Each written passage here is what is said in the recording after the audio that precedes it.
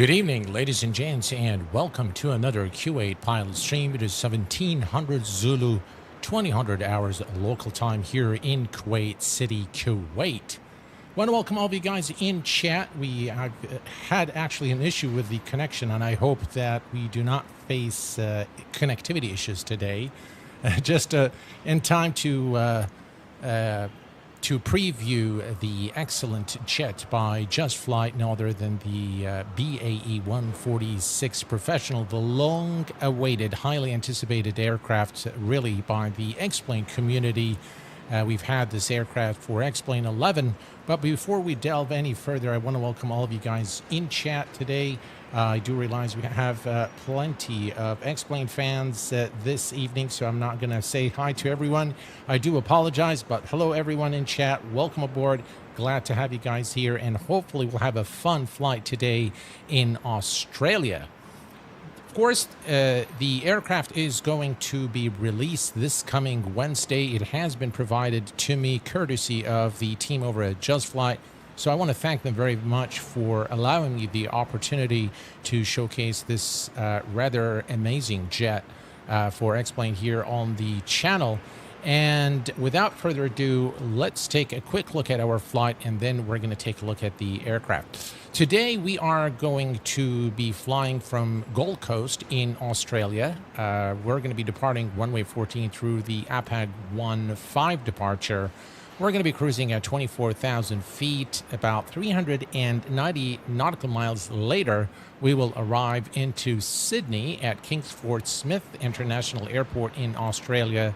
We're going to be arriving at runway 16 right through the Bore 4 Alpha arrival.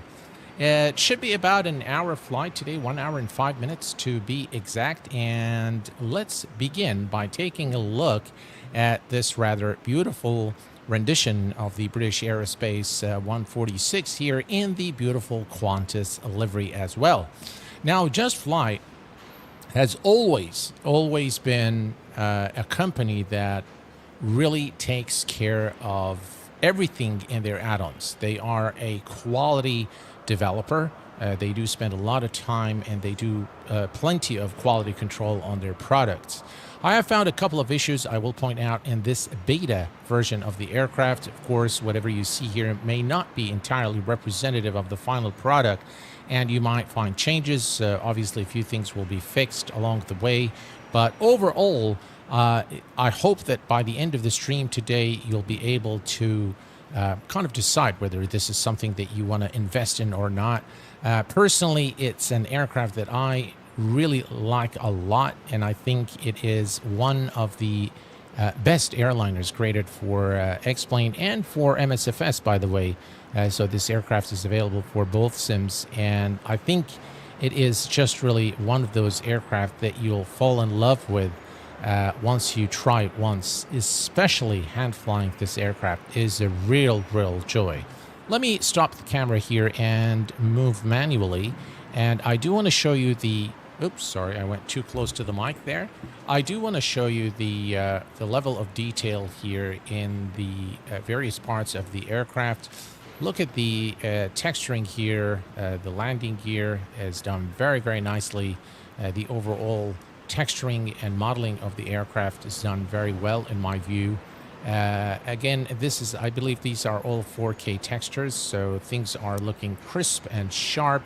You can see here the fonts on the aircraft fuselage are very well representative and of the real thing, and it's shown crisply and clearly. You can see here the fire, what does it say here? Fire access. Okay. And you can see the pitos. You can see the again, the front here, the nose wheel.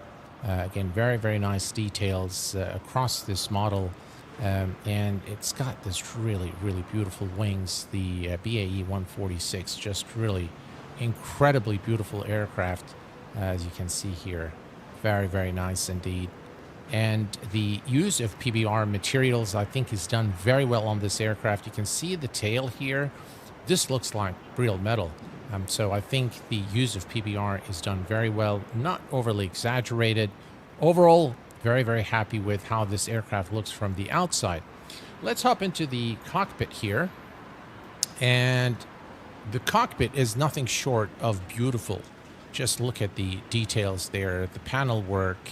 It really has this older look to it. It looks all worn out and all the scratches here on the panel. Look at the details there. Again, something very synonymous with JustFlight and everything that they do. I've noticed one issue here. If you look here, there's the text here is not looking, right. There is something written over something, which is, not exactly right. So, I'm not sure what's going on today with, there we go. Oh, it started. Okay. All right. So yeah, there's that one issue, and there is another issue which I'd like to point out for you guys. If you have the TDS Garmin device, I highly recommend that you remove it. At least in this version. When I loaded when I turned on the avionics, I noticed that the TDS Garmin device page came here. When I popped it out, I saw the FMS, but with it installed, it will display here, so you will not be able to see the FMS if you have the TDS Garmin device. I have already contacted the developer, and hopefully they'll get that resolved before long and before the official release on Wednesday. By the way, those of you who already own the aircraft in X-Plane 11 will be eligible for a 40% discount. For those of you who are purchasing the aircraft for the first time, it will set you back $44.95. So pricing, again, for this aircraft, I think is very reasonable considering the fidelity of the aircraft. I think it's, I think it's got a nice cabin here, nice ambient sounds. They're not exactly what... They're a bit funny, if you ask me, but they are never nonetheless. So let's head over back to the cockpit here and close the cockpit doors. I do like the fact that the sounds are, so you can hear them only when the door is open. When you close the door, the sounds are kind of isolated. So that's pretty cool. But this is what I really care about the most is the cockpit. And I think the cockpit looks so nice, very, very nice indeed. So another thing I've noticed here is if you click here to get the EFB, you'll notice that you can manipulate the cargo, you can manipulate the passenger number, you can toggle the units as well. But there's no way to add the fuel, which was a bit of a surprise for me. But what we'll do for this flight is we are going to go to our SimBrief plan. We're going to take notice of 5040 here. So then we're going to go to the weight and balance, and we're going to say 5040 here. So 5040, and everything is in kilograms. So, and we're also going to take a look at the payload, and the payload is currently set, we have 0, so we have the 0 fuel weight here. No passengers. That's pretty strange, isn't it? All right, well, we are going to just keep whatever is there. We'll say apply the changes, and we'll leave this 90 passengers. I'm not sure why the SimBrief plan has 0. Maybe we'll reduce the cargo a little bit here. And we'll put 901 on this side as well. There we go. And we're pretty much now set for our flight. Do the wings not change? You can change it on the wings. Change it on the wings. Let's see here. Ah, gotcha. I appreciate that. Yeah, I that's something I missed. That's definitely something I missed. Thank you for that. Appreciate it. I must be blind. All right.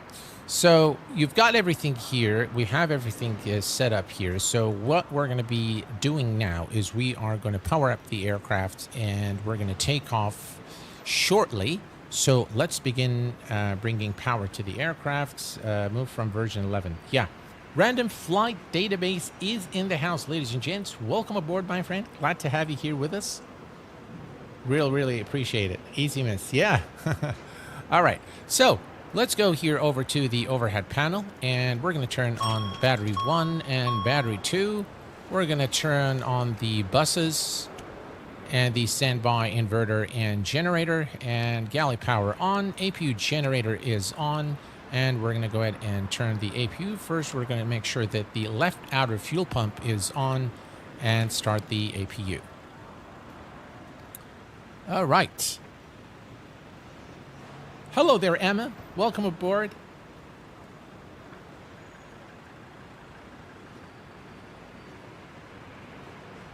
By the way, for those of you who do not know, Emma Bentley is one of the assets in our community, and she's got a brush of magic for making the best liveries ever. Welcome aboard, Emma. Glad to have you here on stream with us this evening. All right, so we have the APU running now. We are going to turn on the APU air, cabin air, packs 1 and 2. Ram air we don't need, so we'll leave that alone. We're going to come down here, and actually let's come up here first, and we're going to turn on the nav lights. Actually leave it on low, and then we can turn on the non-smoking signs. Cabin emergency is armed, and we don't need any of the lights here. We're going to come here, turn on yaw damper 1, 2, AP master, avionics A and B, and ground here is on both. The brake fans is on auto, and we're going to turn on the auto spoiler and the left spoiler yellow and green. Moving down here, we'll put the AC pump on auto, DC pump is on, PTU is on, and those we don't need. These are the hydraulics. We'll turn those on once we are ready to start our engines.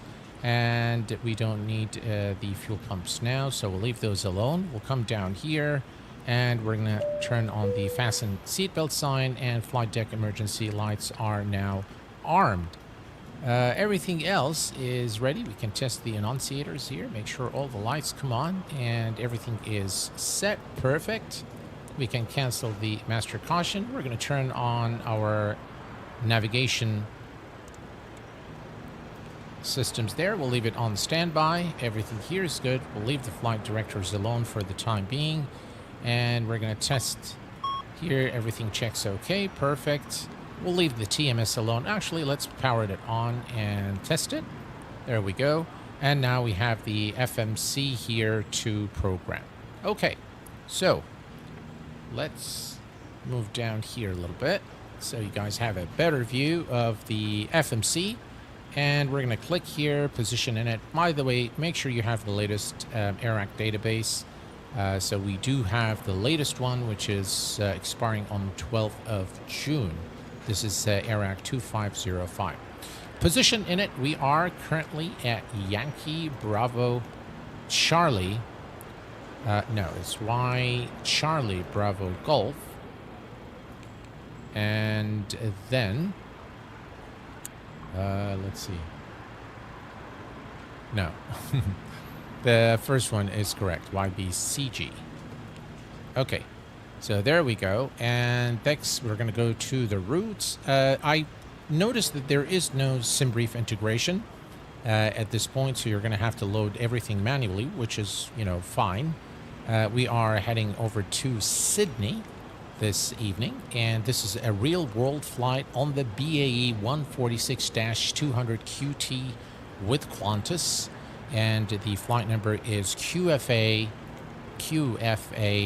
7434, and that's the flight number. Activate and execute. Perfect. Next, we're going to go to the RTE page. Next page here. Actually, let's do the departure first.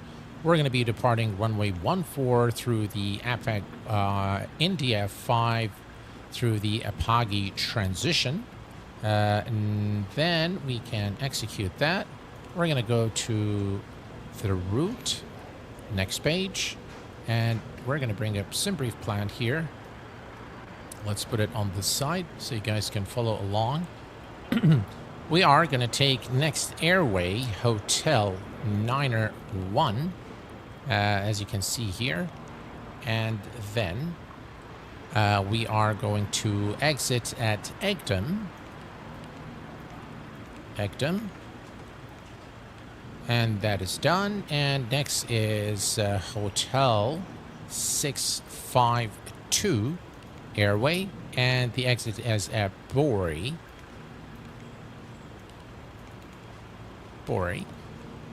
And then it's the arrival into Sydney.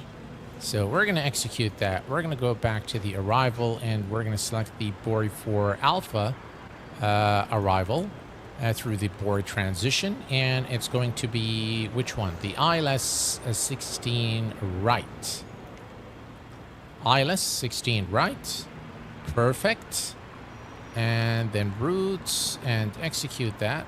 Let's make sure we have no discos. Looks like there is one. So we're going to select that and clear it and execute. And let's see if there's, looks like there's another one at Erden. So we're going to execute that one. And next is, so from Erden, let's take a quick look at our approach here at 16 right. 16 right. There we go. All right, so it's going to be pretty much a straight-in approach after Erden into Sydney. Should be an interesting flight. And next, we are going to go to PerfInt. Now, with PerfInt, there's something I forgot to do. We changed the units here to kilograms. And now we can go back to perf. Now we have the correct numbers. So if you click here, you have the right zero fuel weight. We'll put 1,000 here. And the final cruise altitude is 24,000 feet with a cost index of 15. This one here, I'm not sure how to set it. It won't accept any values, so we'll just leave it alone for the time being. Step size, we can put 1,000. And then we're going to go to takeoff. Now, for the takeoff, you can either have flaps 18 for departure or 24, I believe. So we are going to go flaps 18.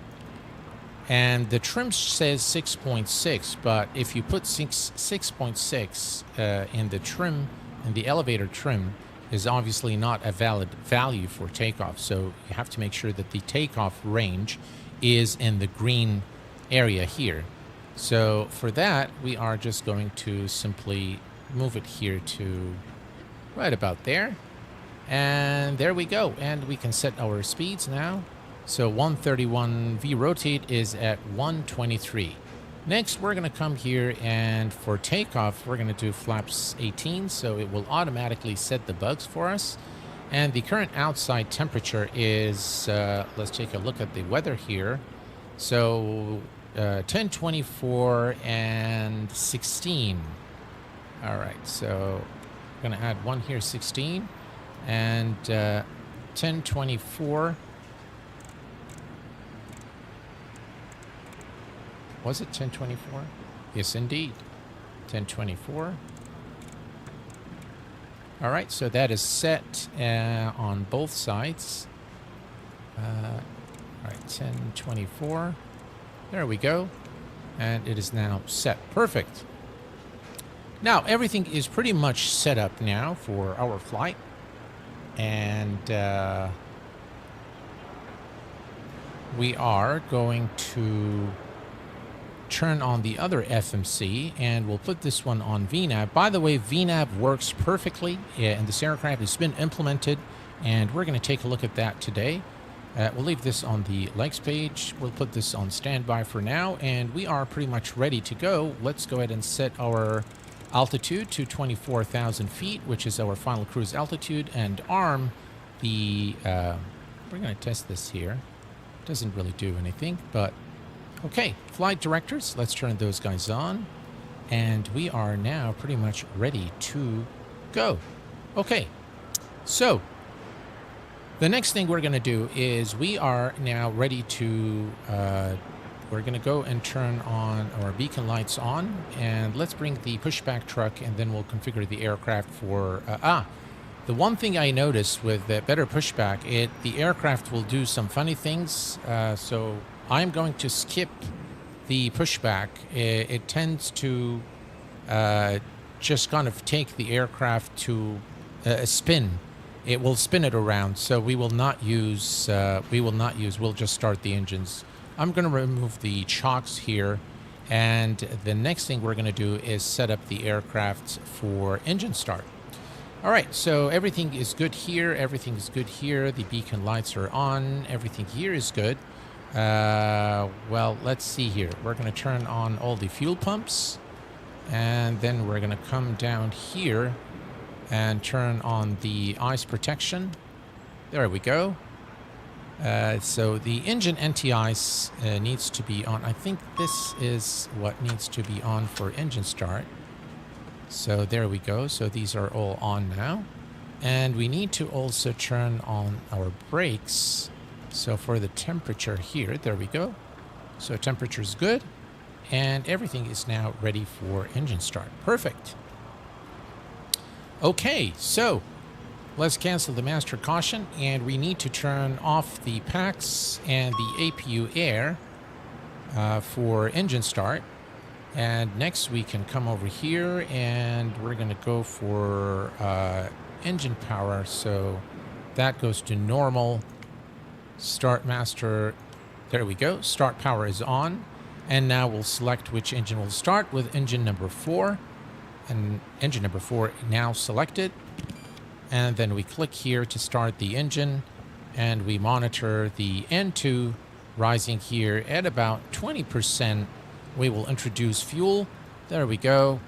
Click here and introduce fuel for engine number 4. Perfect. And there you have it. Engine number 4 is coming up. Excellent.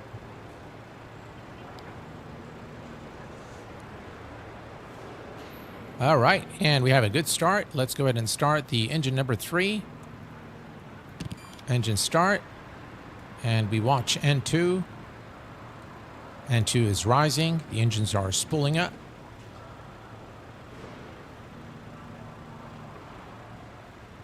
And we are almost there.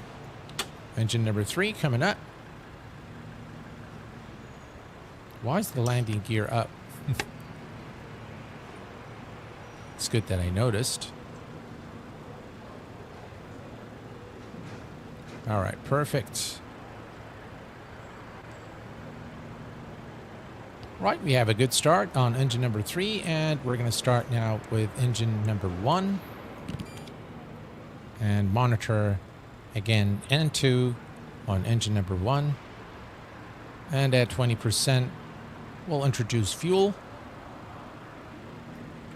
All right, there we go. Engine number 1 is coming on.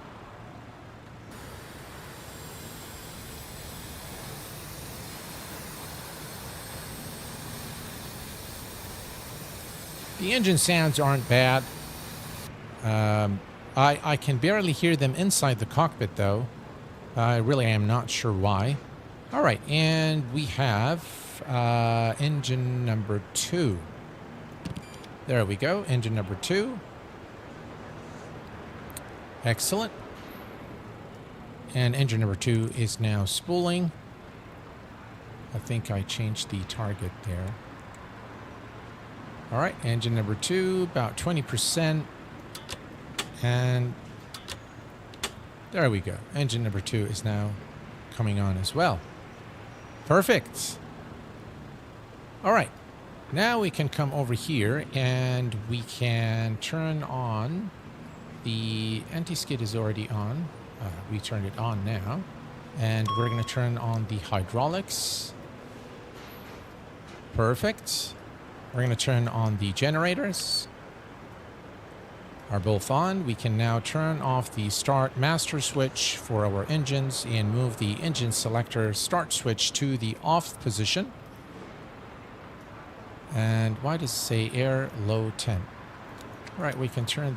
We don't need these, I don't think.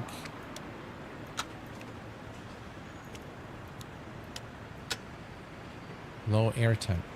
All right, pressurization is on auto, and we can turn on the packs. APU air. There we go. All right. So if we look here, we have parking brake on, brake fans selected on, and wingtail anti-ice on. If I turn this off, this actually stays. I'm not sure why, but we'll just leave it on. That's fine. I think you turn it off after. So I think all of these will leave ice detect on, but we turn everything off. And yeah, I think that's the correct. That's the correct position of these lights. You only leave the ice detect on, and if there are icing conditions, you'll be notified. It will have ice protection here showing on the display. So, all is good here. It makes significant improvement while the FMC is good. It's just a mismatch. Great, but happy they're removing BAE to explain 12 anyway. FMC probably for quick adoption or something. Yeah. Hello there, Niels. Welcome aboard, my friend. Glad to have DB Vetter. Welcome. All right, so everything is now ready for us to go. Let's go ahead and set our flaps to flaps 18, and let's take a look here at the aircraft. Why are these? I thought I deleted all these views. There we go. Look at that. Now that is pretty cool. And you can see the flaps 18, 24, 30, and 33. That's pretty cool. All right. The one more thing that we need to do is because we are going to follow the FMC, so we're going to turn this to HS1 RNAV, and that is now configured for our flight plan. As you can see here, 156 and then 250, 280, 280. Okay. So if we look here, all right, so we have everything set here, and we are now ready to go. So we're going to release the parking brake and head over to the runway. Parking brake is released, and let's go.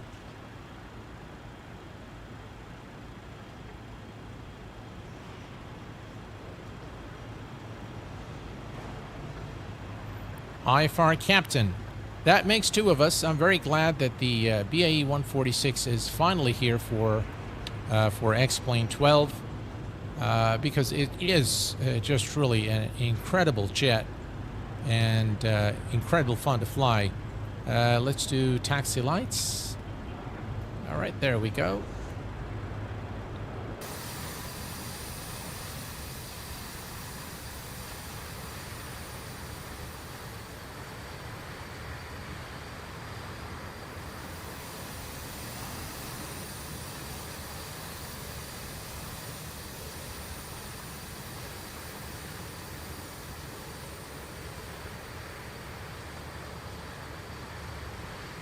We could make the engine sounds a bit louder, but then probably you won't be able to hear me, so... Very, very nice cockpit, I have to say. It doesn't really take very much to learn the BAE 146, although it does require a bit of a learning curve to fly it properly, as it does not have an auto throttle. So definitely it needs a little bit of learning to get used to it. But nothing complicated, really. As you've seen today, starting the aircraft is not really a big yaw damper. The yaw damper is right here. All right, so yeah, we can turn it a bit later. All right, we'll leave it for now. All right, so everything is good here. It does have the TMS system for sure.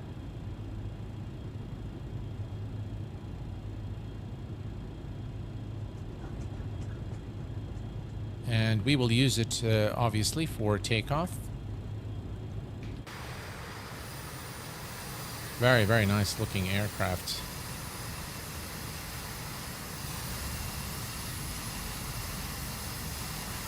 X-plane clouds are looking very funny today.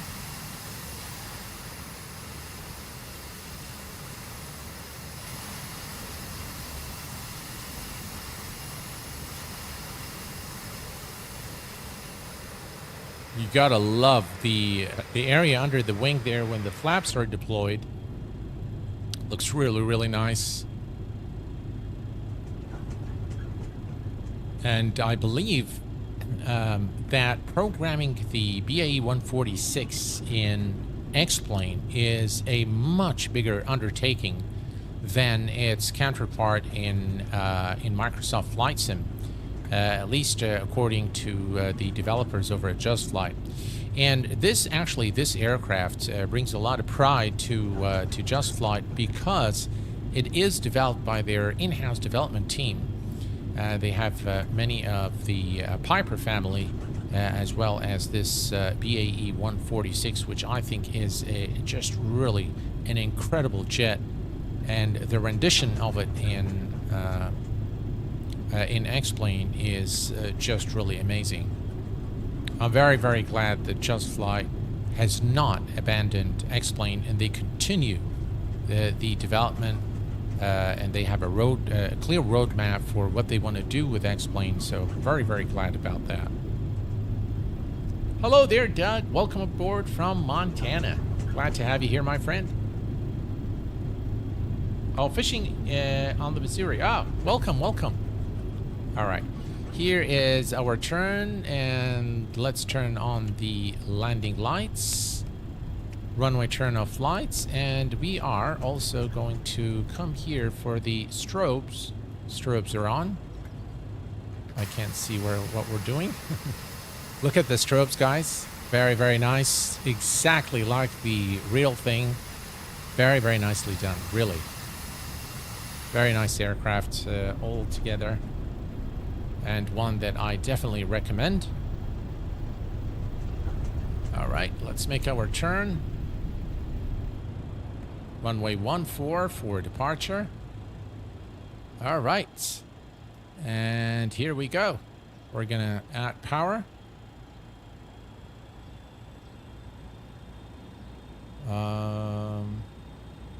Why is this not showing? All right. We're going to go takeoff. All right, TMS is doing its thing, I suppose. If you look down here,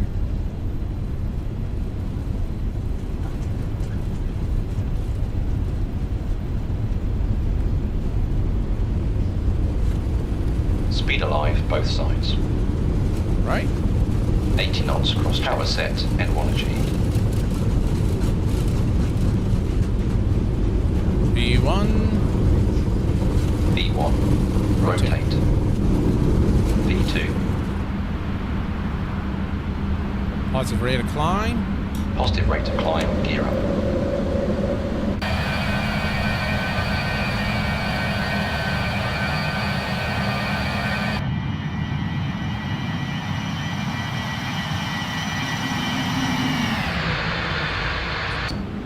Oh yeah. Very nice indeed.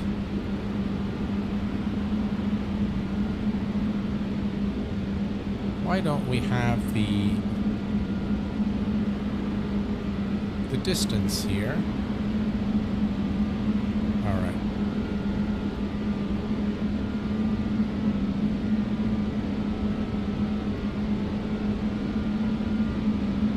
VFTO, safe height speed, select flaps up. V2 plus 10, safe height speed, select flap 18.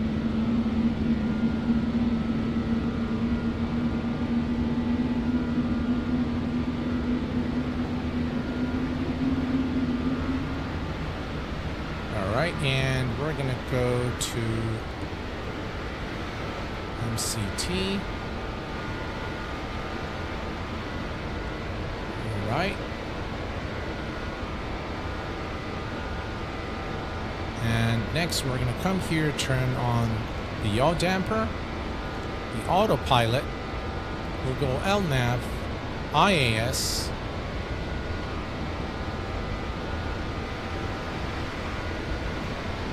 All right, and the aircraft should do its thing now.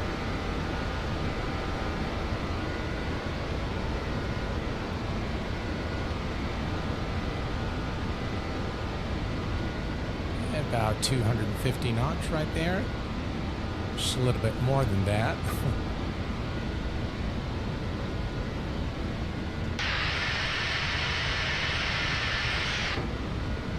I'm not sure, I deleted those views, but they sort of came back. But here's a really nice wing view there. Look at that, guys. Yes. All right. Before we forget, we need to come here now, and we need to turn on the engine air, and then APU air can go off, and we can turn off the APU, and the PTU there can go off as well. All right, and everything else is in tip-top shape.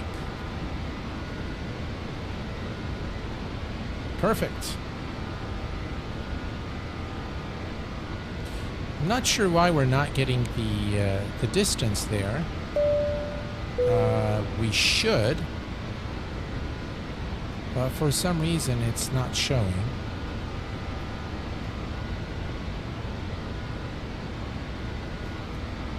Let's take a look here at our flight plan and where we are. We can see here that we've departed and we're on the flight path, so the aircraft is definitely flying.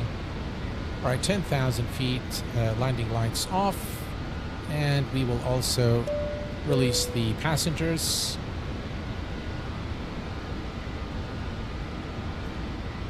The clouds sometimes look really good, sometimes they don't.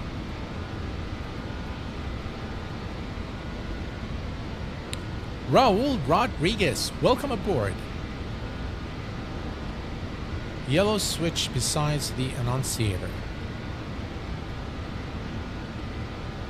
This one here. No, still not showing anything. We already have this one turned on here, but we need to set the arrow standard.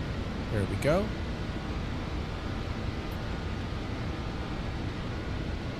Yeah, I'm not sure why we're not getting the distance. It looks like it's somehow broken. And on a previous flight, it was working just fine, but I'm not sure why it's not coming on today. Yeah, very strange.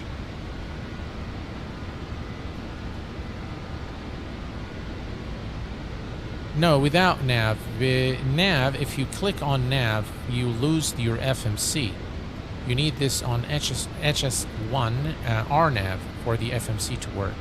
And the distance should come here. You should be able to see them. All right, we're looking good here. 15,000 for 24,000, so we should reach our cruise altitude in a little bit. Let's make sure this is on. Ah, there we go. Our VHF nav wasn't on, so I guess it will give us the speed to the VOR.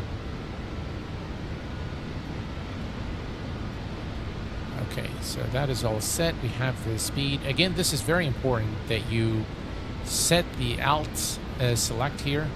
Otherwise, the aircraft is just going to keep going.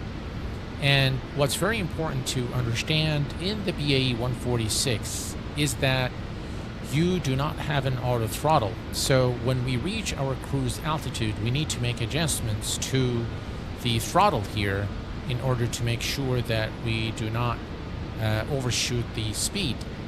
Otherwise, you know, you're going to overspeed the aircraft and possibly cause fuselage stress, and that's something we definitely don't want to do.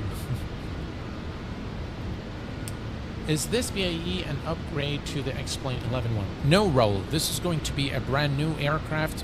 In a way, it's kind of like an upgrade, if you will, and for that reason, JustFlight is offering this flight for existing owners at a 40% discount. For those of you who are going to purchase the aircraft for the very first time, it's going to set you back $44.95, which in my view is a very fair ask for an aircraft for this, what this aircraft offers in terms of fidelity and system simulation. The TMS works exactly as it should, and we can actually go to sync. So let's sync that. All right. 4,000 feet to go. And once we are at 4,000, we will obviously adjust our throttle to maintain the speed at about 280 knots. So we'll leave it for now. We'll just wait for it to... you know what? I'm going to change this back to MCT. There we go.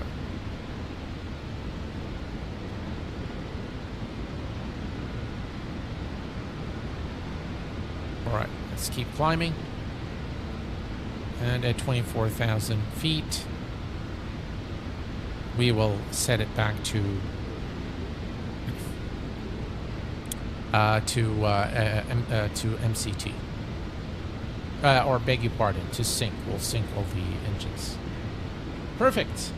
SimPixel, welcome aboard. This is probably one of the fun small aircrafts out there to fly. Happy to see it come to X-Plane 12. Yes, absolutely. I am ecstatic about this aircraft being available for X-Plane 12. What makes me happier is the fact that JustFlight really hasn't abandoned X-Plane, and that speaks volume about JustFlight as a development company and a true dedicated developer to flight simming in general. The 146 was designed before AT was a thing. Yeah. Hello there, Short Final. Welcome aboard. Glad to have you here. Welcome.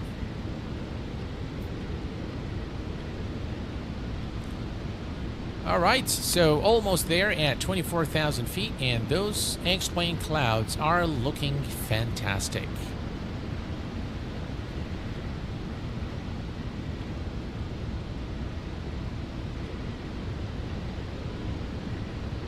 All right, here is 24,000. Let's take a look here. Everything looks good. Cabin pressure is good. And all the aircraft systems are operational per design intent. And here's 24,000 feet.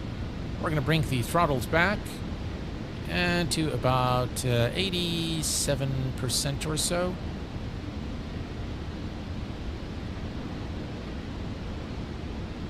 There we go. That's about 280 knots, and that should maintain our speed. And I think we need to come here and say sync. Right. All right. So we'll leave it at sync, and it should sync all the engines now.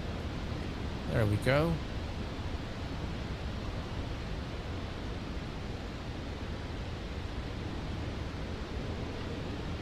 Right, let's adjust the throttle a bit.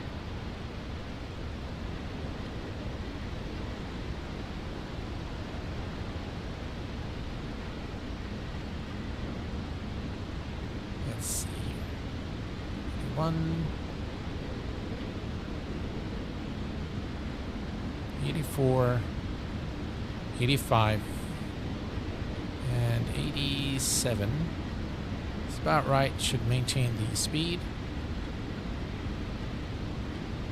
All right, there we go. All right, let's take a quick look at the outside.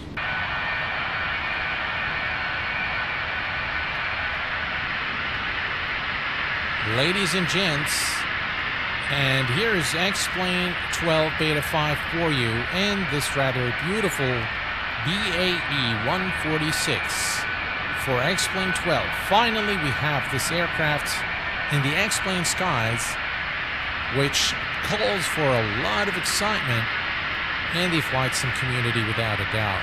Very, very nice clouds and a beautiful aircraft.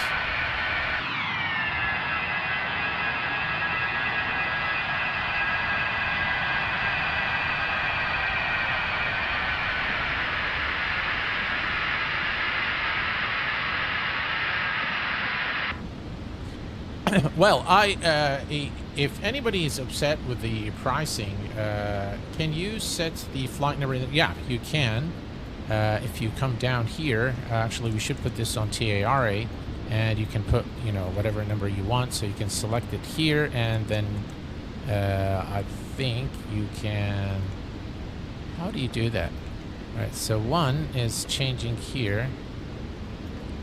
There we go. And then 5, and then enter that. There we go. So you can change it for sure. And then you can also do the ident here. And we have it now on TARA, so you definitely can have that. Perfect. And of course, since we are, let's just make sure our speed is good. Yeah, speed is good, and we are maintaining our current speed and altitude. Everything is in tip-top shape, and we'll continue our cruise now. If we look at our flight plan here, this is where we are. And if we look at the distance, 315. So let's take a quick look. Now, everything is manual in this aircraft, so you have to do your calculations. So let's take a quick look here at 16 right, and the platform altitude is 3,000. We are currently at 24, so 24,000 minus 3,000, that's 21. 21 times 3 is 63, and we'll add 10 nautical miles, that's 73. So at 73 nautical miles out, we will begin the descent. So let's go over here and go to the next page. All right, so we have 5 and 6, 11, 8, 8, that's 9, 14, 28, 36, 56, 61. So here at not Igdam, but at Sadlo, when we arrive at Sadlo, we should begin the descent. You can actually see that at Sadlo is where the altitude changes here, and that's again, it indicates that our calculation is correct. Now here we are all over at 24,000 feet. Once you see the altitude changes here, you can actually, just a few minutes before you reach Sadlo, you can reset the MCP altitude to 3,000 feet. We're going to hit Alt select, and then we're going to hit on VNAV, and we're going to see what the aircraft does. It should descend using the VNAV profile. Does it have the cargo variant? I haven't. I think it does. Yes, it does have the. I don't know if it's the cargo variant or if they just. I do realize that there. Yes, it does have the cargo variant because I saw the DHL and TNT aircraft. I believe it's on the 100 model. So yes, it does have the cargo variant as well. I think the cockpits need a tiny bit of work though. The yokes should be glossy based on reference photos. Could be, but it depends which reference photos you are looking at. So this could be a really worn out yoke. So I do like this. Look at those scratches though. Looks really good. Yeah, JustFlight has really created a name for themselves ever since they started the development for X-Plane. And I really like them as a company. I like them as developers. I like their products. A very ethical company. They do take customer support very seriously. And so whenever you buy something from JustFlight, you know that there is a very well-established company that stands behind their products. So I really like JustFlight products, both for MSFS and for X-Plane.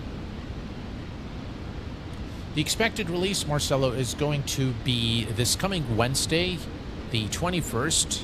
And again, the existing owner of the X-Plane 11 version are going to get the aircraft at 40% off. Details will be in your product page, whether you got it from the org or you got it from the JustFlight store. You'll be able to avail a 40% discount, and I think it's a really fair practice from JustFlight. I think they are a very fair company, and I really salute them again for, you know, sticking with X-Plane as a platform and not abandoning it like most of the other developers has done. So I really think the price is just for an aircraft of this caliber, of this quality, and system simulation depth. Again, $44 or $45 for this aircraft is not a big ask, considering the work that has gone into the making of this aircraft. And by the way, the development of this aircraft for X-Plane is far more difficult than it is for MSFS. So, will the Avro RJ100 also be coming? I have no clue. What Sydney scenery are you flying into?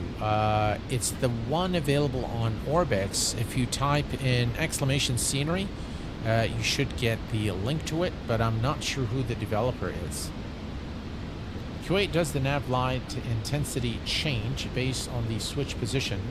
I remember that being one of my first reports on version 11. Well, we can take a look. So, do we have the nav lights? We do have the nav lights. Let me come over here to the overhead panel, and we're going to go to nav light high intensity and come outside. Maybe it's too bright for us to check that, but maybe we'll do that once we arrive at our destination. We'll play with the time a little bit. Those clouds are looking fantastic, guys.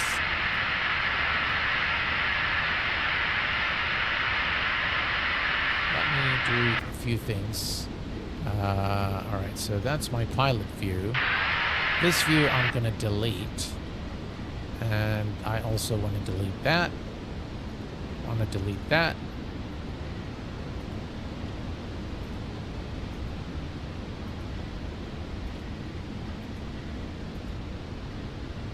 Those we want.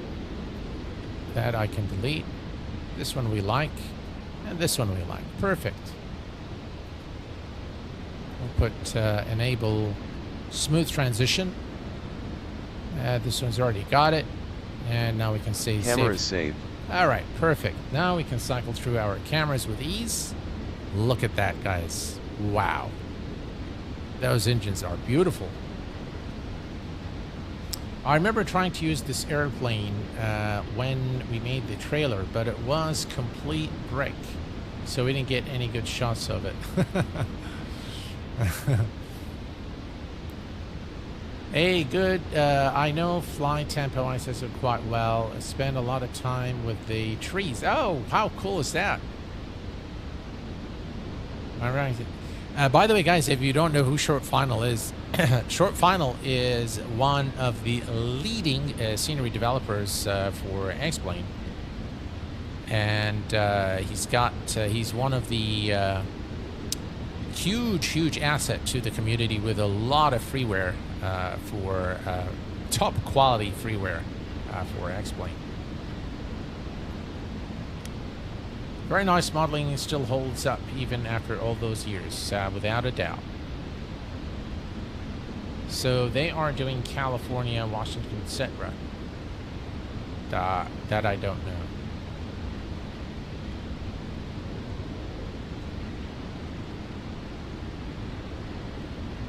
Right, so 24,000, ladies and gents, and if we look at the FMC here, all right, so we are currently at Admar, and we want to begin our descent right here at Sadlo.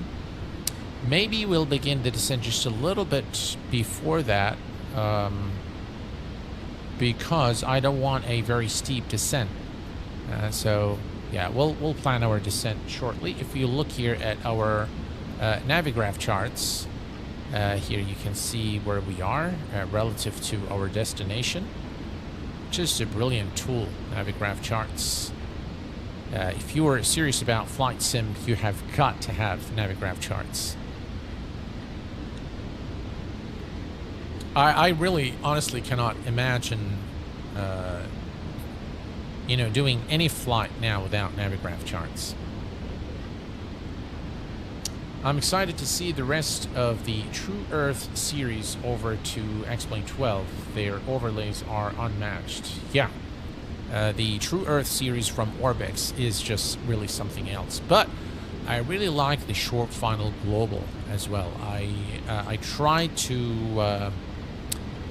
using the patch for the AutoGen. It still looks good some places, and some places the trees are off. They generate 2D trees, which I personally don't like. But short final global was really a game changer for X-Plane. And I really hope that the version 12 comes, or the compatible version with X-Plane 12 comes out very, very soon. I love the AutoGen in short final global. It's very, very good. Navigraph and Say Intentions are the only products I don't mind paying a subscription for constant updates. Yep. Hey, AJ Fernari, welcome aboard.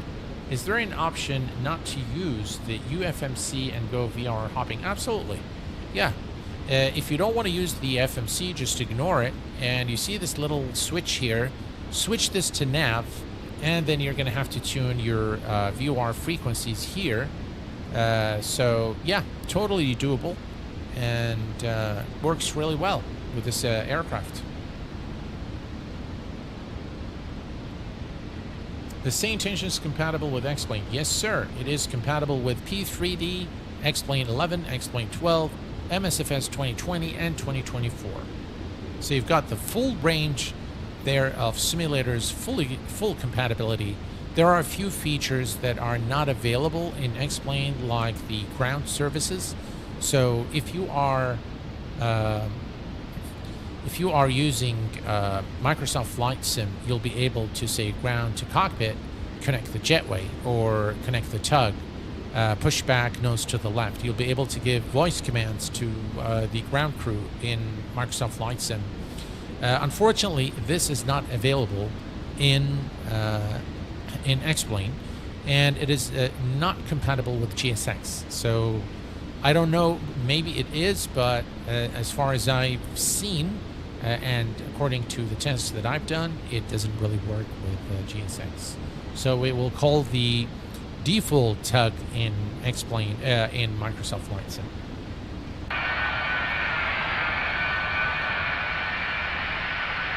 Lovely.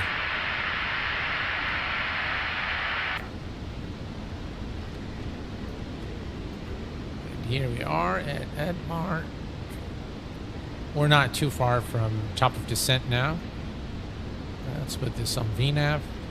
Again, you can see top of descent in 159 nautical miles. Very, very cool. So you get all of that there. And once we are about 5 nautical miles from top of descent, we will reset the MCP altitude to 3,000 feet and engage VNAV. All right, so now we have this here, we have that there. And by the way, we can put this here. I'm not sure that this gives you the weather, although it is there, but I don't think that it does anything. I'm not sure really if the weather is simulated or not, but the button is there.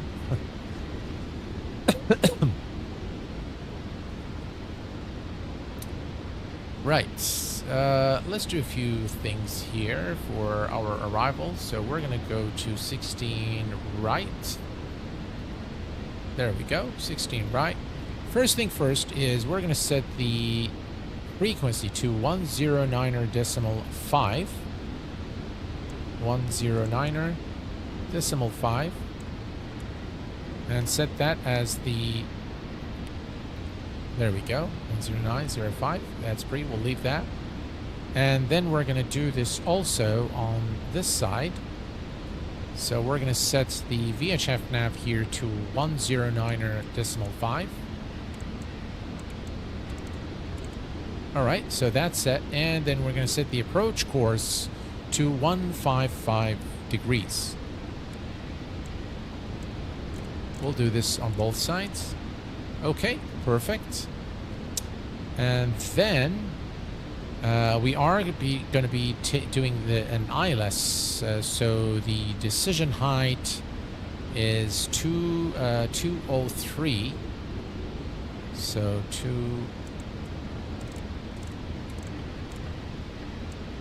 We'll leave it at 200. That's fine. And that's it. We're all configured here. And things should be... let's take a quick look at our weather. Alright, so the weather here looks like we have some clouds, scattered clouds at 45. Right there. We have broken clouds at 5,500. Broken at 6,300. And let's see here.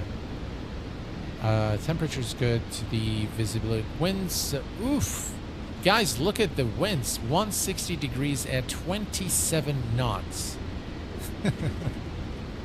You know, I've done this flight as a test of the aircraft, and it was a beautiful butter landing. And the weather was calm, everything was cool, and now because it's the stream, and somehow you guys absolutely love it when the weather is dreadful. It's going to make me sweat. This is more than likely going to make me sweat. But I know you guys love this kind of thing when the weather is really bad. So gusting to 33. Check this out. Even worse. So yeah, so it's going to be really, really bad. Very bad weather at Sydney. But that's what you guys like. So we're in for a nice landing party at Sydney.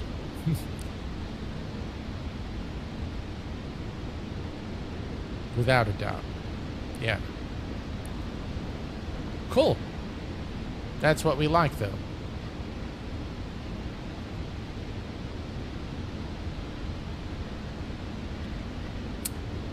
Good evening, Wycliffe Barrett. How are you doing, my friend? VR Flight Sim Guy, welcome aboard. Yeah, the sim is looking really, really nice. And here's a look at our beautiful engines. Right here, some funny looking clouds though. But I love this view. Look at the look at those wings. Very, very nice. By the way, the passenger cabin is not bad. It's not great, but it's not bad. And I don't really mind it. Simply because I really don't care much about passenger cabins, but this is okay. I mean, it's low resolution, you can see, but it's a good compromise for, you know, performance versus visual quality. This is what I care about, is the cockpit. And the cockpit is looking great. Yeah.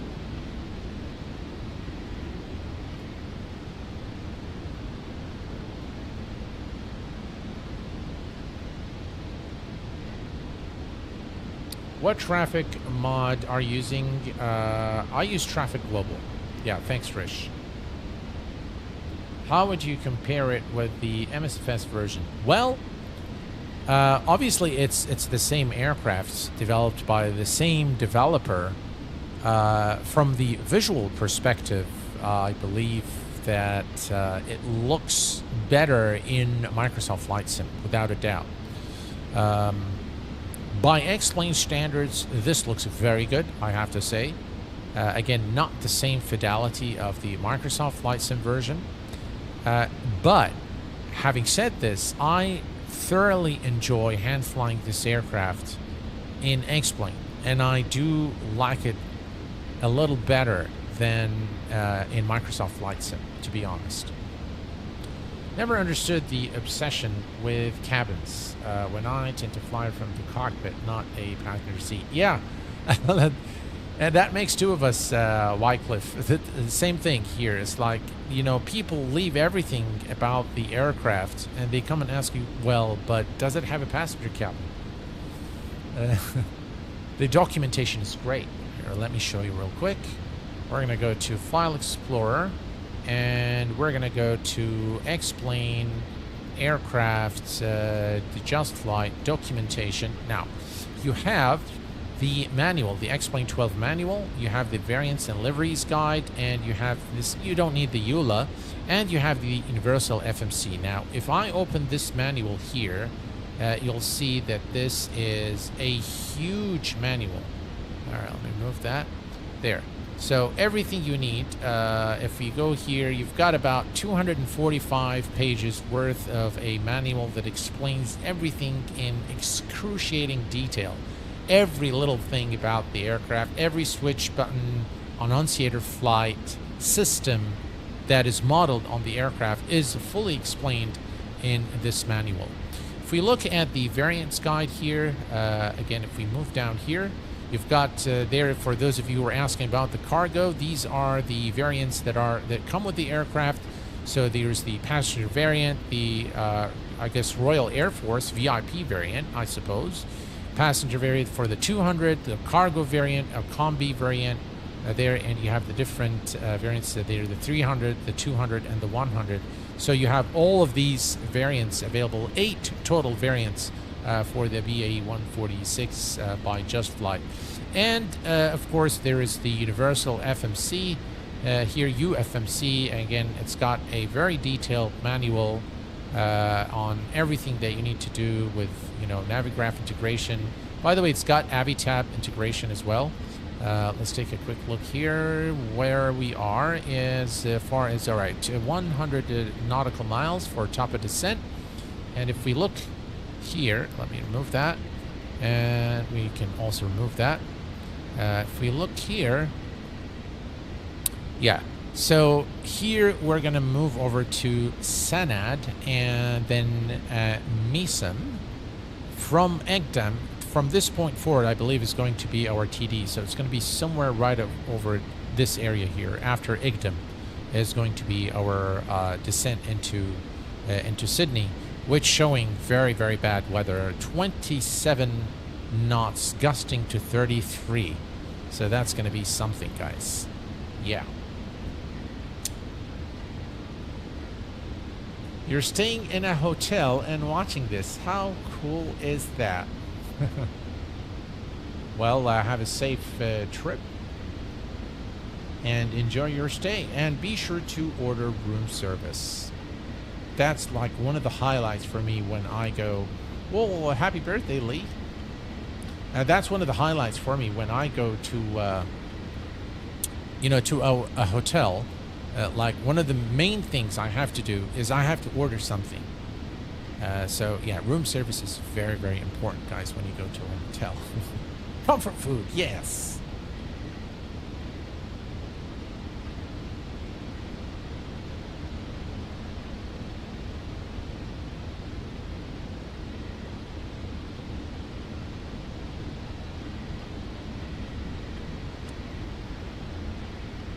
Righty.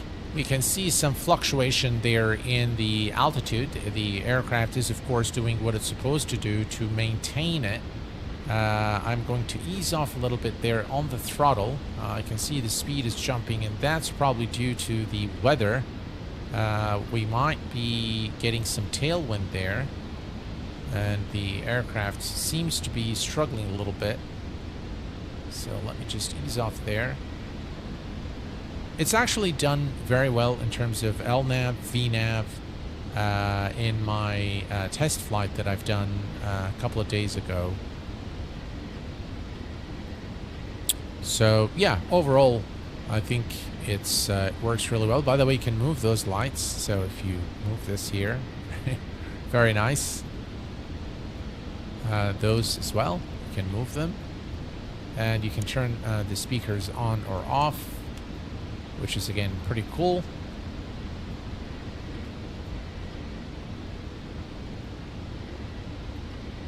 This seat you can also move, but for some reason it doesn't come out entirely. So it just comes all the way here and then it stops for some reason. I'm not sure if this is a bug or something that JustFlight would look at later. The sounds are nice. Armrests, again, you can move those. There we go. And then you can come here, and this secure, cabin secure for landing, you can actually move this cabin secure for takeoff and landing, which is very cool. The lights are very, very nice. Maybe after we land, we can turn that on. Let's turn these on. Okay, these are our VHF radio. Right. So we're currently maintaining 24,000, maintaining the speed of about 280 knots. I remember for the transponder, you click ATC FD, then enter your flight number.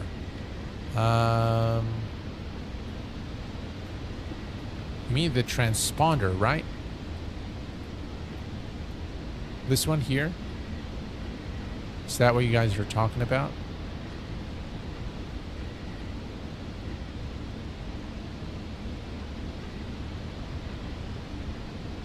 I think you can just click here and then start moving the number. So if you put here 4, then it will accept that. So I click here, shows the second position, fourth position there, so 444, or you could do 000 with that and then enter, and then it's there. So now we're squawking 2000. So you just click once and then you put the number. If you click, let's say for example 2, you see this is highlighted, 4756, and then enter, and there you go. So yeah, that will, I think, you can do that, I guess, as well. I guess you can. Yeah, you were right. You can do it this way, but the easiest way is to simply just click once and then enter the transponder and hit enter, and then you're good to go.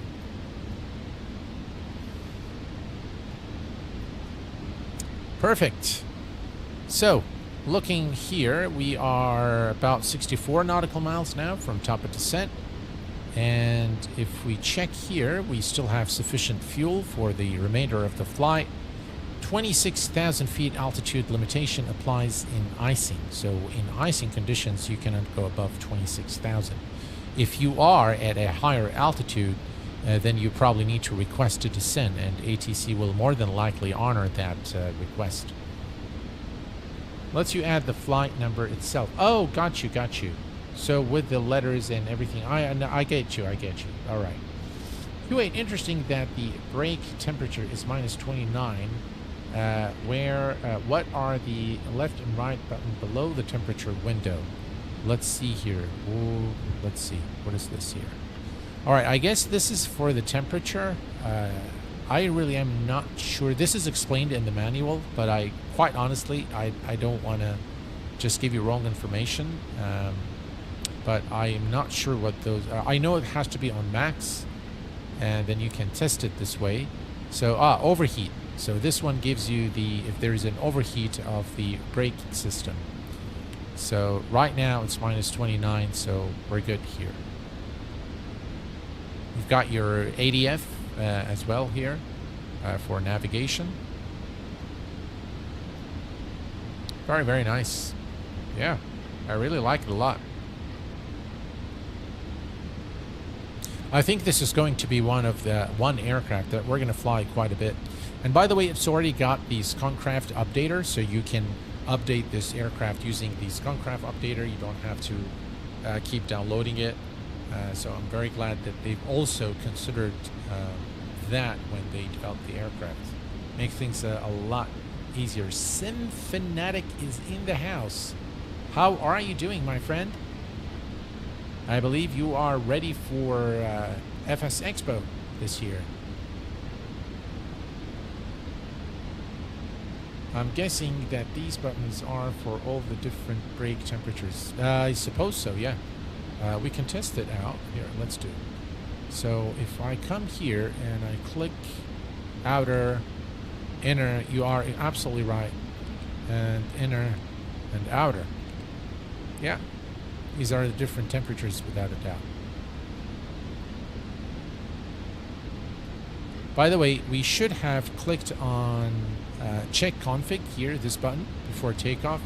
And if it sounds, it means something is not configured correctly.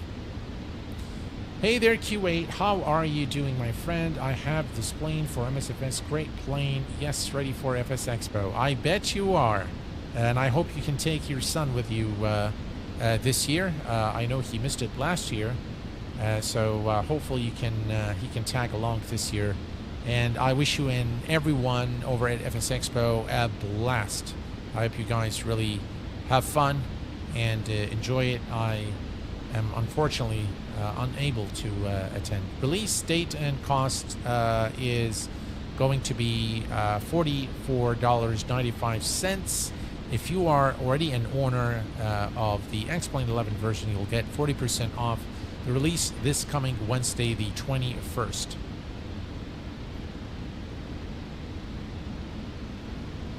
No worries, my friend. You're most welcome.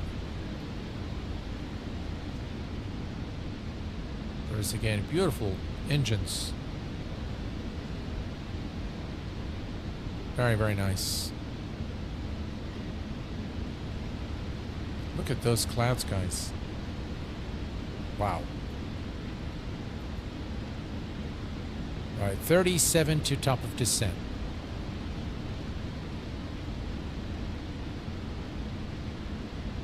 Can't wait to see you again, hopefully at the next expo. Hopefully, yeah, we'll send photos.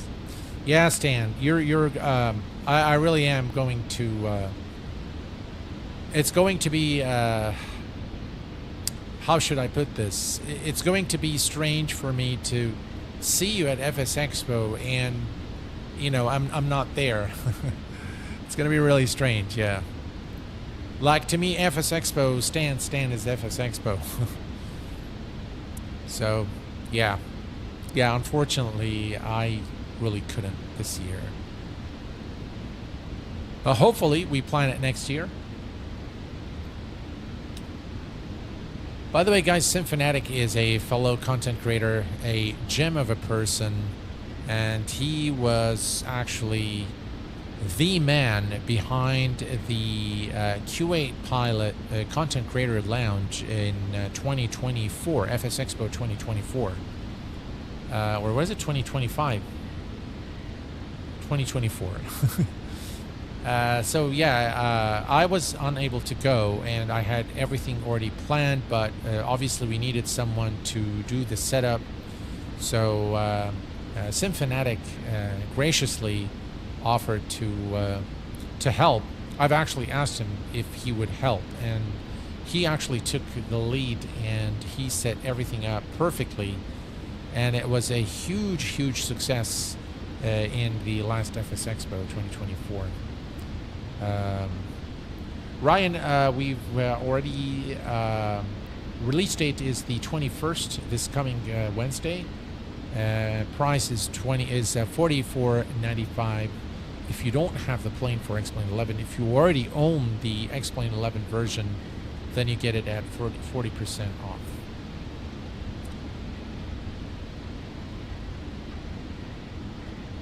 You were the brains and the sponsor behind it. But yeah, I do appreciate it a lot, Simfanatic. It you know, it would have been a disaster had you not been there, really.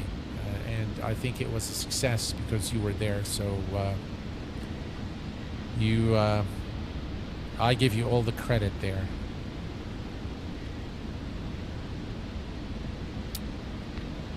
Thank you very much, my friend. Appreciate it. HD Sim is in the house. Hello, my friend. Welcome aboard. Demon Trader, welcome aboard. Didn't realize they had updated this. Just looked on their website to find out more. And seems only Rise MSFS stuff, though the abandoned X-Plane certainly buy this. JustFlight is definitely not one of the companies that abandoned X-Plane. They still pretty much develop for X-Plane. They had the Duchess, which is a general aviation aircraft, not too long ago, and now they brought their BA-146 as well. So they are pretty much active in the X-Plane space, and only good things are coming to X-Plane. Definitely, I'm very excited. I just am really looking forward to the next beta, because this beta really messed up the clouds. They were starting to look really good after beta 2, and now they're not always you know, looking great. Sometimes they look absolutely gorgeous, and sometimes they look like, you know, shaving cream. Where you took BA-144 X-Plane? I want Walter. It's available on the JustFlight store on the 21st, on Wednesday. I hope they update the Vulcan too. Yep, definitely. Right. We are now 8 nautical miles, so I'm going to reset the MCP altitude to 3,000 feet. Right, there we go, 3,000, and we are going to go VNAV, and there you have it. The aircraft has begun the descent towards Sydney. And if we look here at, there we go. I told you it's going to be at Egdom, and between Egdom and Sadlo, that's where we're going to begin the descent. We might need to increase our rate of descent, but we'll leave it for now. And we are going to come here to the TMS, which is the Thrust Management System, and we're going to click on Descent. There we go, and that's going to prevent the speed from... We'll have to change it a little bit later. We just want to make sure... What is the current speed here? 250 knots. Okay. Yeah, we might need to increase the rate of descent. We'll see what happens as we progress towards Sydney. And we want to also get the... We're going to go to our star. And let's see here. So... Transition level is 11,000 feet. Excellent. 11,000, and the altimeter is 1024. Okay. Perfect.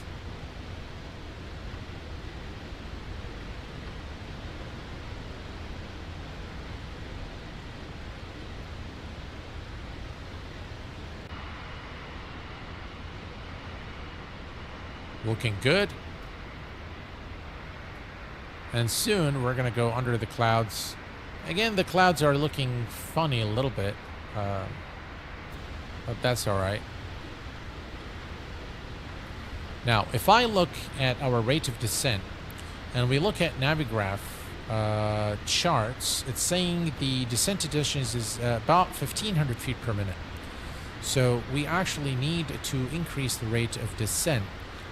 Here, according to this here, we are not descending fast enough. Well, kind of, sort of. So let's take a quick look here. And remove that. All right, so we want to be at 3,000, so that's 17. We have 27.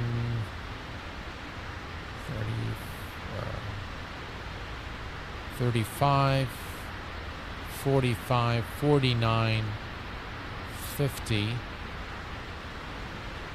Yeah, we might need to... We'll just leave VNAV for now. And if it... Maybe we need to descend a bit faster, guys. So, you know what? Let's put this back on MCT. Okay, because it looks like the speed has gone down. And what we're going to do is we are going to... we have alt select already. So what we can do is go IAS and then retard the throttles.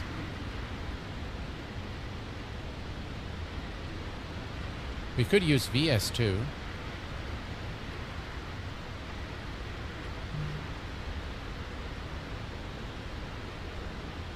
All right, there we go.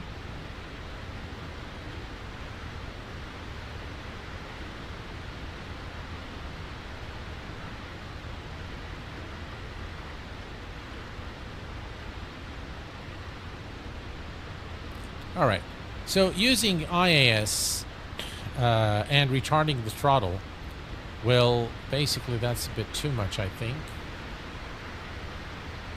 So the aircraft, what the aircraft's going to want to do, it's going to want to pitch down in order to maintain the speed, the IAS speed that we've locked in, which is about 230 knots.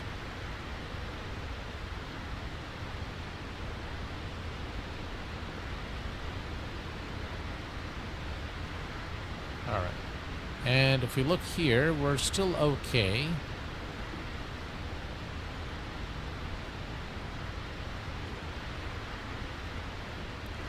We'll leave it at the current rate, and looks like things are now getting dark in the cockpit, so we're going to bring the lights.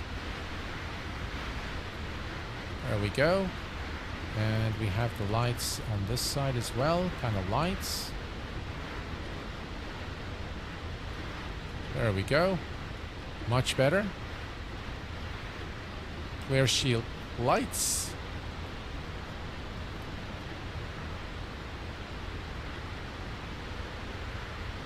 Panel floodlights. Panel lights on this side. All right. And let's see here. I have the lights here. And the panel lights there. There we go. Excellent.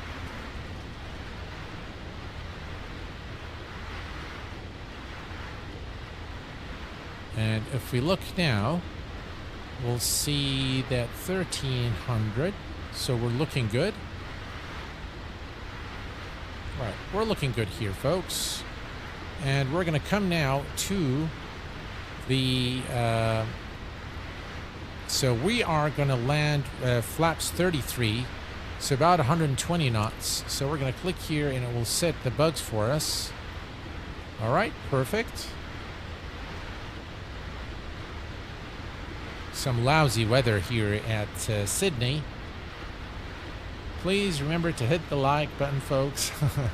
Thank you very much. Really appreciate it there, Dougal. And yes, it does help the channel a lot, guys. All right, looks like we have some icing condition there. Ice detected, yep. All right, so we are going to come here and turn on the anti-icing system here, ice protection for the engine anti-ice as well as the tail and wings. And this is to ensure that we are able to make it over to Sydney. Otherwise, icing will form on the wings and it's going to lead to catastrophic failure. All right, let's take a look here. Again, we are looking good still. And if I look at the FMC, we need to be above 9,000, which we are. But very soon we need to be below 9,000, which I think will be fine. So, yeah, it's going to be very turbulent here. Did I close? No. Okay. All right, we're getting close to our transition altitude. So I'm going to think it was 1024. All right, so 11,000. Oof, look at that, guys. Again, you can see the nice lighting inside the cockpit. Here's the overhead panel again with the lighting. It's going to be very rough today. All right, so we can set the baro, the altimeter, to 1024.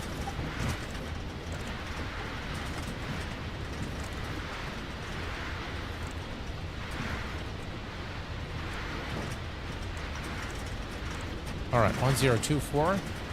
And let's do it on this side as well, 1024.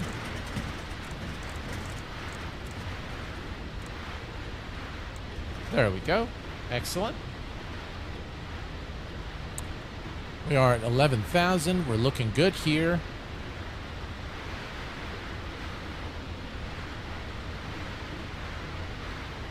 We have our frequencies set. Oof. Did you hear that, guys? Wow. Looks like we have a hell of a storm ahead of us. Right, 10,000. Let's turn on our landing lights. And fasten seatbelt signs as well, please.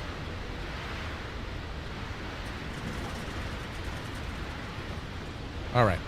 Now, if we look here at Vasra, all the way up to Ovals here. We should then turn into Erden. We have Erden, I think, in the FMC.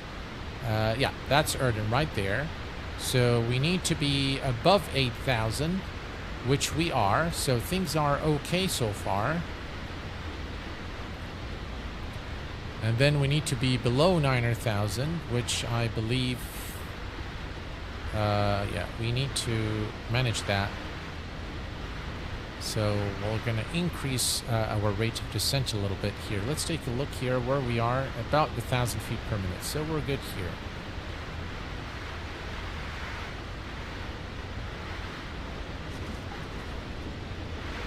Yeah, we're doing just fine, I think, in terms of the descent rate. Here's a look at the outside. Again, you can see that the weather is absolutely dreadful. I don't know if anyone is with us from Australia and can confirm that this is the weather in Sydney.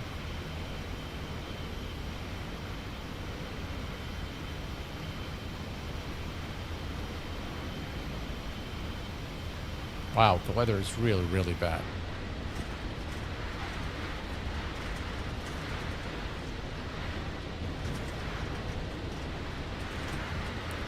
Right, so VREF is, we're going to go for 120, 120 maybe, is fine.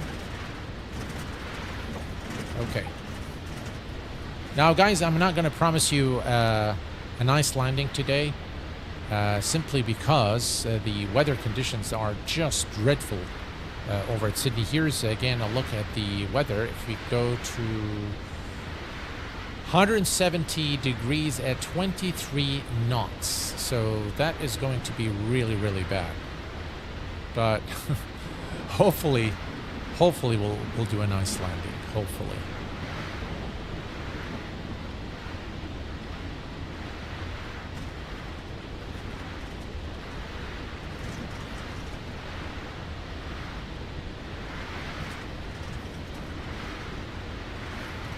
We still can't see a thing. Visibility is pretty bad.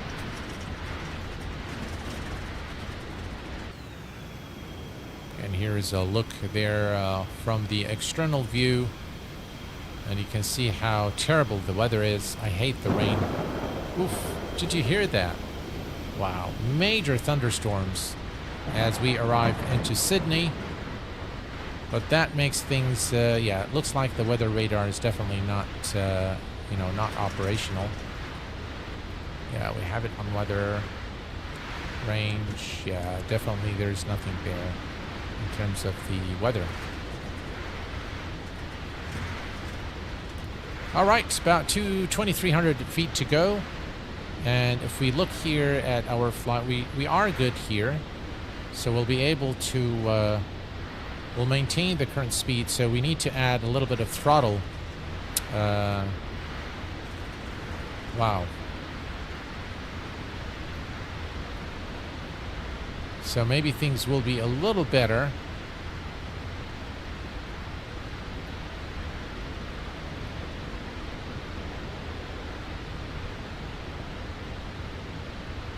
We'll level off at 3,000 feet. Looks like the icing has subsided. I'm nonetheless going to leave it for the time being. Right, so what we can do now is we need to go and turn on the APU.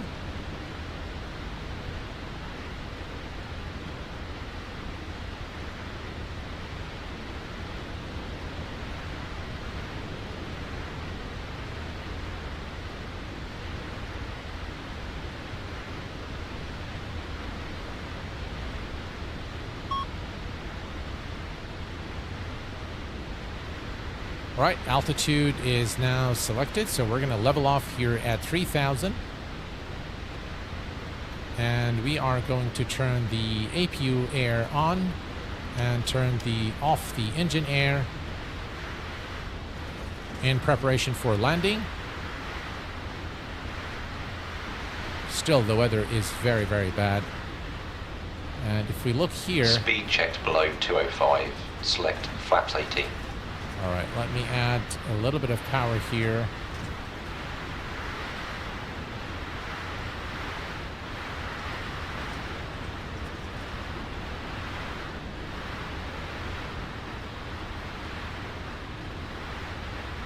And we want to keep the engine anti-ice at this point.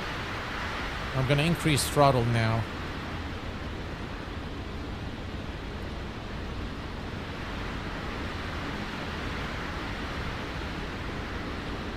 All right.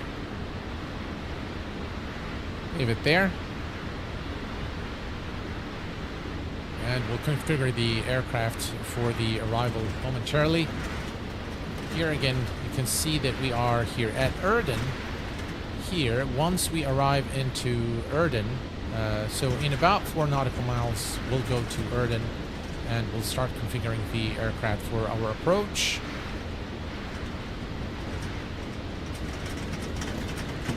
All right, let's bring back the throttle.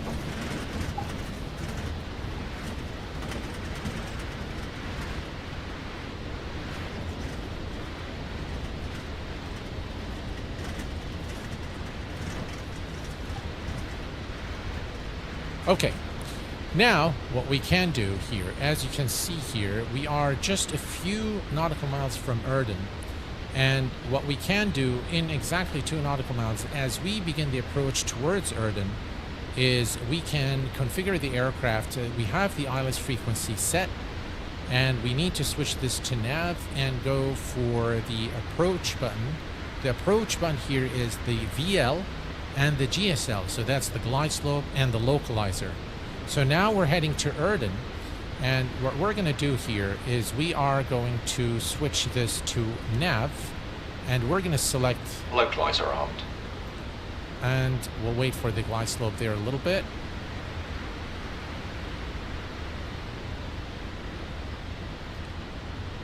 Localizer captured. All right, localizer captured.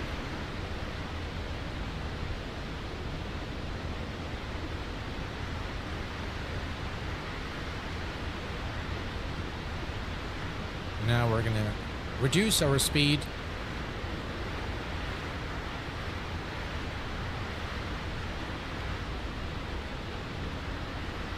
Not sure why the glide slope isn't activating.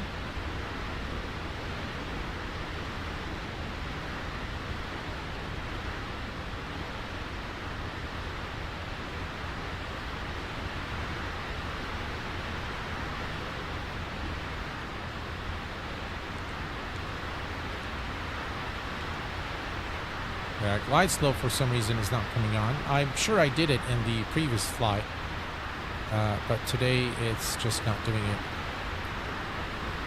Glide slope's alive, 1 dot to go.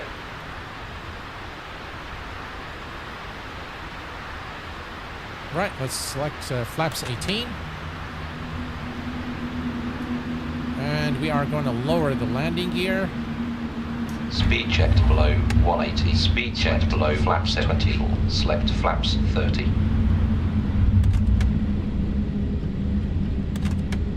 Right, flaps 30 is selected.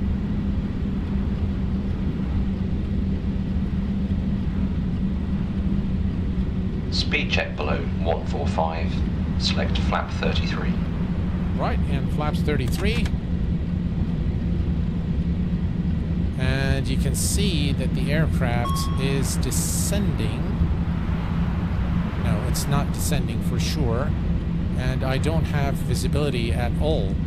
So what we're going to do, folks, now is we have to disconnect the autopilot, and I have to just wing it. Let's see if this works. No, it doesn't want to work. Okay, so...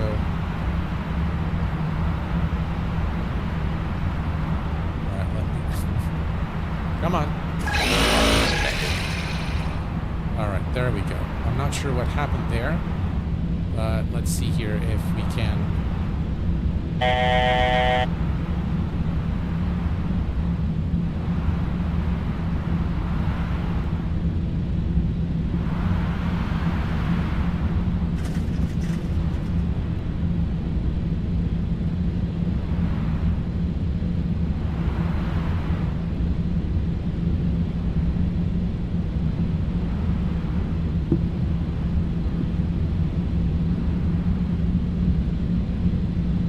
right, at least we have something. We have some visual reference. Speed is a bit too high. I can see the runway now. Okay, perfect. Not sure why the glide slope didn't work for us. So we are just going to hand fly the aircraft. Very, very bad weather conditions here at Sydney, but we do have the runway in sight. That's good. So hopefully we'll be able to make it there.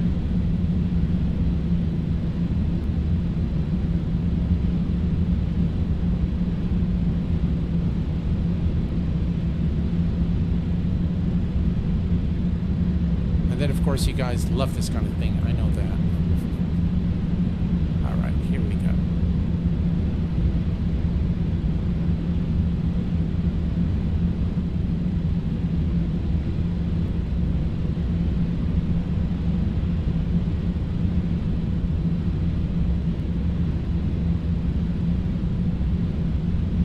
Good that we've disconnected the autopilot, because otherwise we would have been way too high, and you really don't want to go around in weather like this.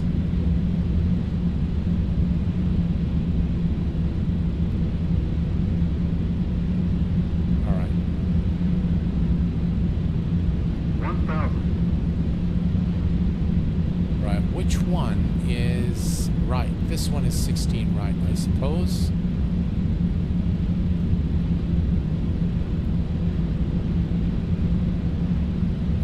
This one here. I'm not sure if there is a runway there. It looks, I see the PAPI line, so.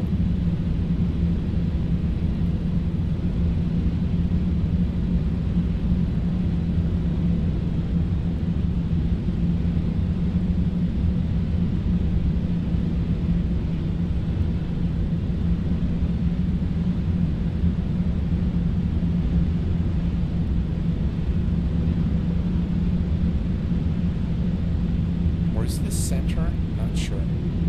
500. Well, anyway, I'm going to land on this runway because it's the 400.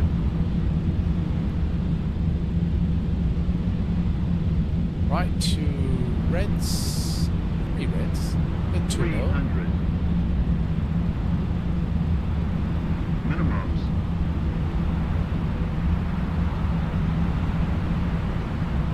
200.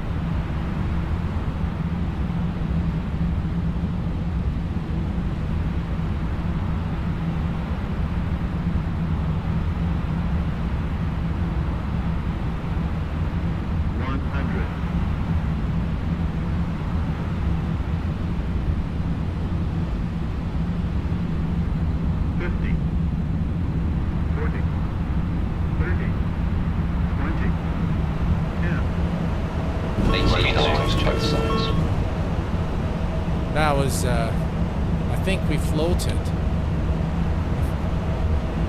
Hello, Queen spoilers. We definitely floated there. Wow. Brake pressure seen. 80 knots. 60 knots. Yeah, well, that was a very, very difficult approach, guys, I tell you. And the weather was just absolutely dreadful.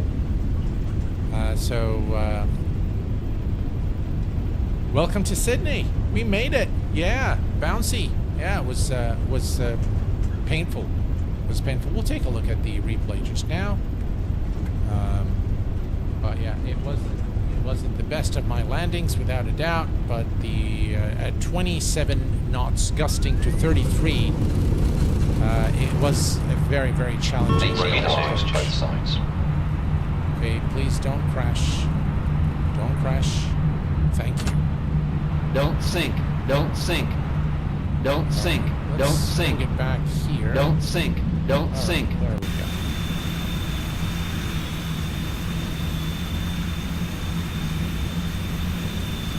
I think we want to do this view here, and let's see how well or bad we've done.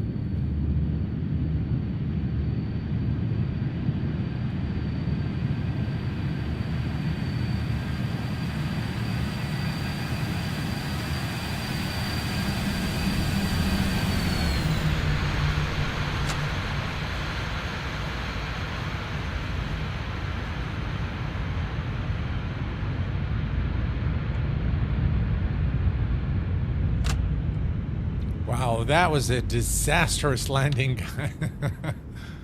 That was definitely a big bounce there. But considering the circumstances, you know, yeah, the pilot is going to have the license revoked for sure.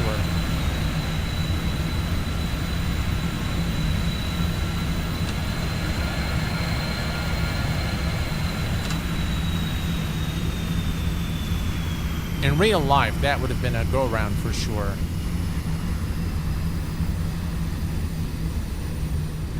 Very nice. Wow, look at that. Look at the details right there. Very nice indeed. What do you guys think? Was a tough approach. It was. It was really, really tough. But fun, nonetheless.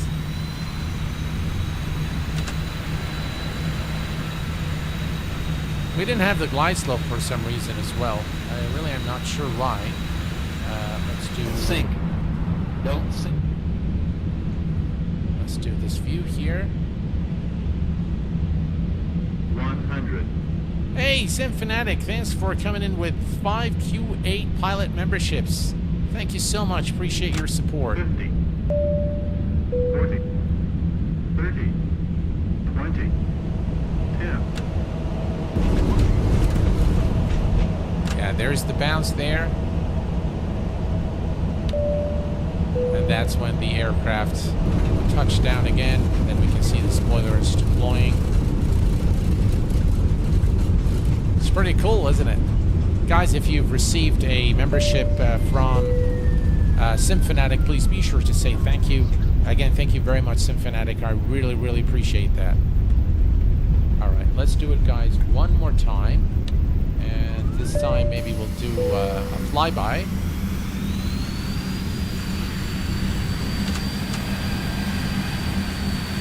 Alright, there we go. Let's remove that.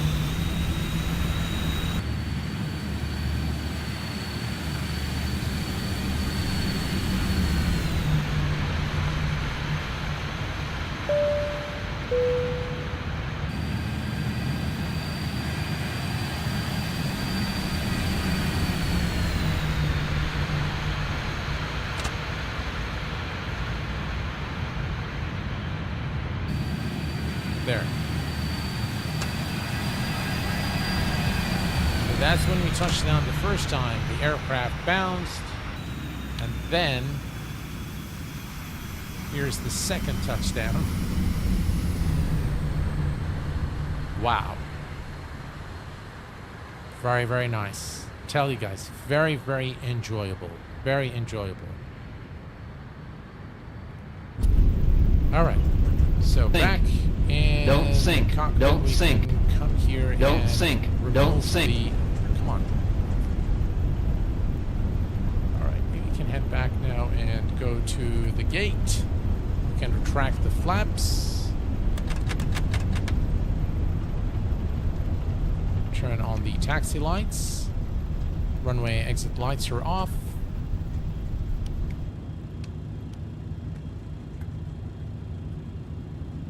And welcome to Sydney, ladies and gents. Was definitely a very, very enjoyable flight, a very enjoyable stream with this rather amazing jet by JustFlight. I thoroughly enjoyed this flight. TMS system can go off. And bring the spoilers back.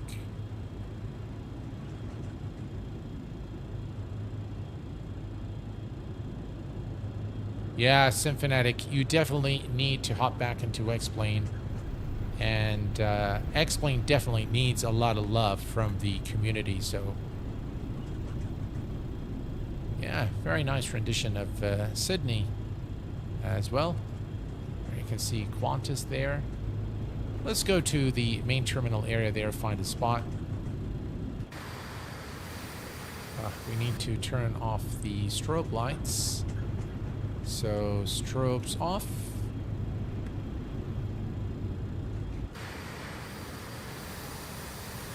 And do we have the nav lights? Yeah, we do have the nav lights here. Let me change the intensity and see if this changes. So I'm gonna go low intensity, and yeah, it does change. Very cool. All right.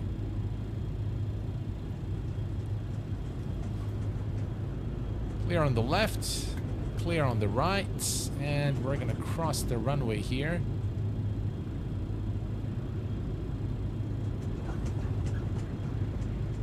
You see how the clouds are looking really funny here?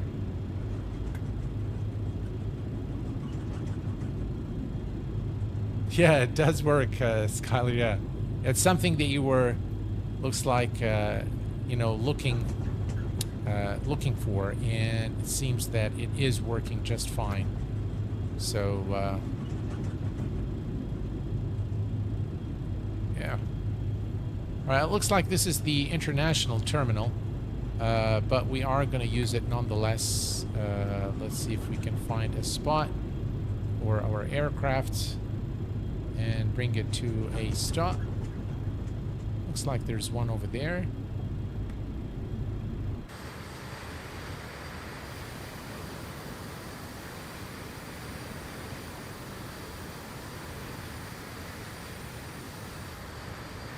Doesn't look like there's any spots here. Yeah, this guy is ready to go. What do we do? These are all not parked properly, but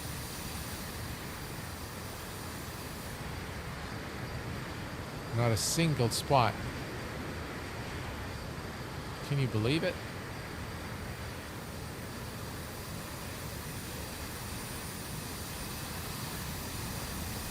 All right, Captain has been given different instructions now to go to a different different gate. We couldn't find any spots here, so we'll just have to find a different spot.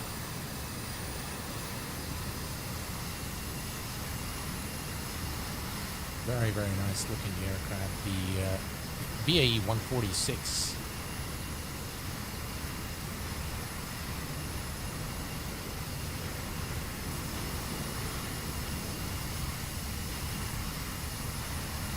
You can see the pilot and co-pilot as well from the exterior view.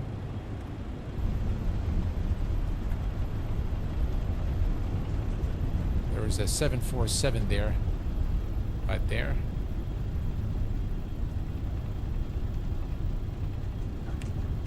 Flight directors can go off.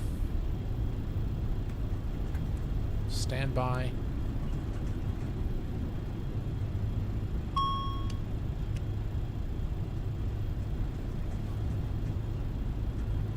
Alright, let's see if we can find a spot here. Hopefully we can. Yeah, there's plenty over there. So let's go over there and bring the aircraft to a complete stop.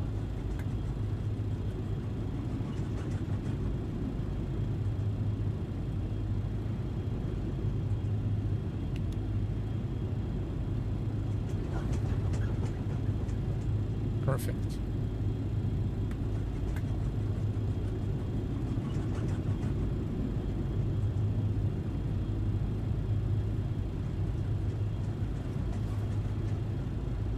Alrighty.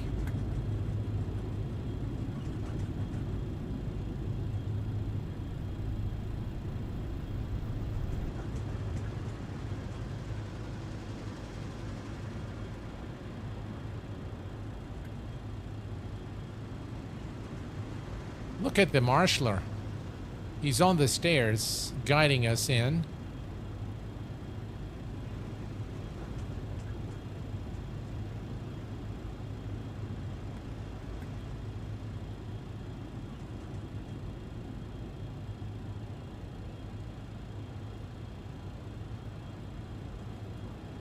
All right, and parking brake is set, and we can now kill the engines. Let's see, why is it not?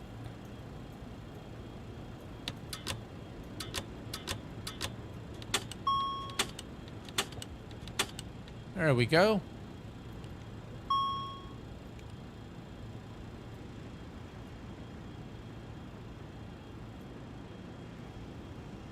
And by the way, we should have turned the packs off for the landing, but that's all right. We'll leave the APU air on, and all these guys can go off. And let's see here. These are already off. APU gen is on. And let's see here. We'll turn off. We'll leave that one. And now we can turn off the beacon light. And the jetway is now... should be connecting. We can hear the sound, but I don't think these are animated. Well, at least doesn't look that way. So that's okay. And what else is there? Let's see. Everything here is good. We can turn off the nav lights. Off. And let's see.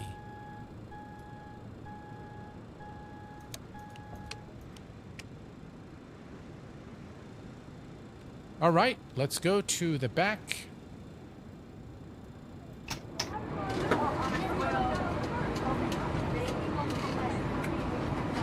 We open the door here. No, it looks like we're going to need to use the EFB. So we're going to come here. Forward passenger door. Chocks are in. And stairs. Yeah, we are at the gate, so, but anyway, we can deploy the stairs so you guys can see it, that you can actually deploy the stairs. And we can retract the stairs. And we'll just assume that the jetway is connected. And now, of course, you can also connect the GPU. Well, this was definitely a fun flight aboard the BAE 146 by JustFlight. I certainly enjoyed streaming it for you guys, and I hope that you've enjoyed it just as much as I did.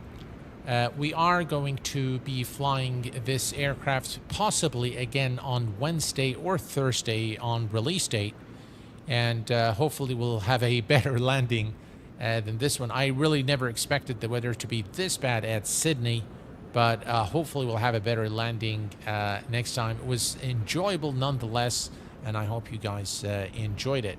Well, this is it for the show today. I hope that you guys will tune in for our next stream, probably either on Wednesday or Thursday. I'm not sure yet, but I'll let you guys know in the community tab. I want to thank you very much for being here this evening, and I want to thank you, SimFanatic, for the 5 gifted memberships. I really appreciate that. Thank you all for being here. Thanks to all the moderators for all the support. It's been a blast, guys, but it's time for me to hit the sack. So until next time, please take care of yourselves and each other, and I will see you all very soon. Thanks for watching, and bye for now.